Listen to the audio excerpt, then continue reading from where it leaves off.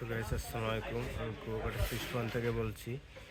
আমাদের আজকে সকালে আপডেট দেখবেন মাছে তাজা মাছ দেখাবো।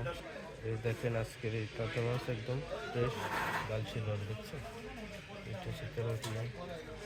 আর এটা হলো হরিণের চিংড়ি বলে খালে পাওয়া যায় দিলে। এটা ছোট তেলাপিয়া। এই কোরলটা কিছুক্ষণ আগে যেটা ছিল এখন মারা গেছে। এটাকে দেখেন, গালিটা দেখেন একদম ফ্রেশ।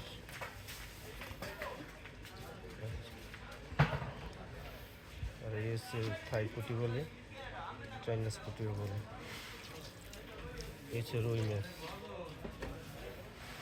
এই হচ্ছে খুশুল, খুশুলি আবার বুঝছে না যে ফালছে, এটা কিন্তু খুশুল মাছ। আর এই হচ্ছে বড় একটা, এগুলো সবই দেখি